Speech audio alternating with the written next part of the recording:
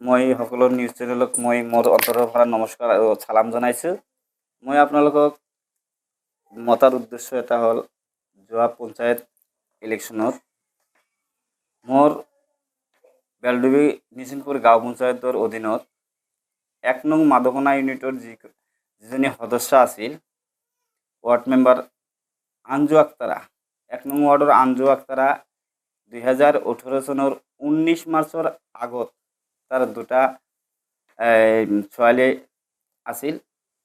2018 চনৰ 19 মাৰ্চৰ পিছত তাৰ আকৌ নেক্সট এজনী মানে ছোৱালী নে ল'ৰা সেইটো নাজানো সন্তান মানে গৰ্ভধাৰণ কৰিছিল।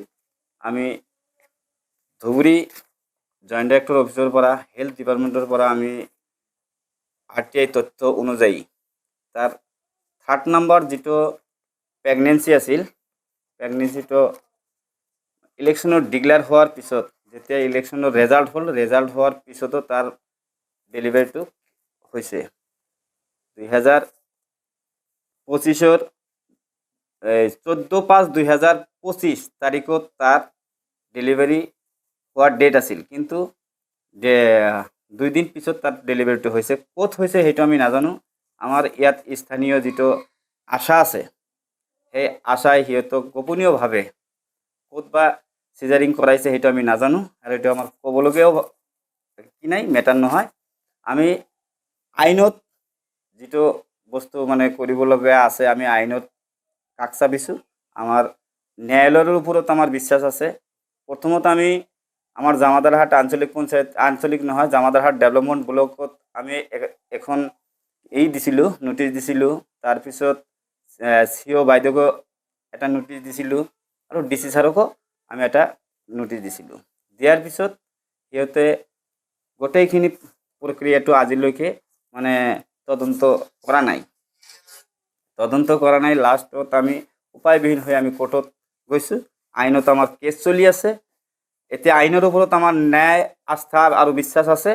আইনে আমাক ন্যায় দিবই, কাৰণ মানুহ যে ইমান তললৈ যাব পাৰে এইটো মানে আমাৰ সচেতন মহলে মানে আমি ভাবি আচৰিত হৈছোঁ।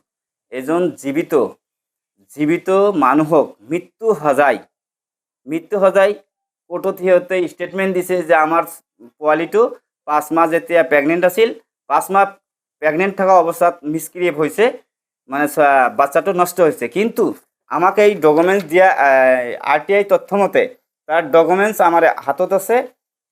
বাচ্চা 8 মাহ যেতিয়া প্ৰেগনেণ্ট তেতিয়াৰ ৰিপৰ্ট আমাৰ হাতত আছে। তাৰপিছত ভূমিষ্ঠ হৈছে সেইটো আমাক অলৰেডি জনাইছে। তাৰপিছত তাৰ যে ৰেজিষ্ট্ৰেশ্যন নাম্বাৰ আছে, আঞ্জু আক্তাৰাৰ যে এটা কাৰ্ড থাকে, সেই কাৰ্ডটো আমি RTI যোগে লৈছোঁ।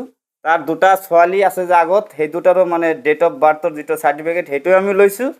গতিকে আমাৰ মহামান্য আদালতৰ ওপৰত এইটো আস্থা আছে যে আমি অতি সোনকালে ন্যায় পাম।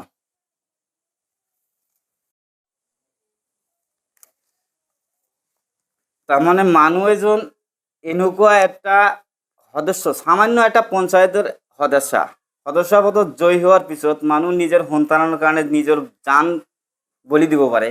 কিন্তু আমাৰ ইয়াত মাদকনা 1 নং ইউনিটৰ সদস্য আঞ্জু আক্তাৰা আৰু তাৰ হাজবেণ্ড ৰফিকুল ইছলাম মোল্লাই সি এনেকুৱা এটা নিকৃষ্ট কাম কৰিছে। নিজৰ ল'ৰা ছোৱালী জন্ম দিয়া ল'ৰা ছোৱালীক সিহঁতে জীয়াই থকা ছোৱালী এটাক মৃত্যু সজাই কোৰ্টত সিহঁতে মিছা ভুৱা প্ৰতিশ্ৰুতি দিছে যে মোৰ ছোৱালীটো মৃত্যু হৈছে 5 মাহ অৱস্থাত থাকোঁতে, অথচ কিন্তু ছোৱালীটো আজিলৈকেও জীৱিত হৈ আছে।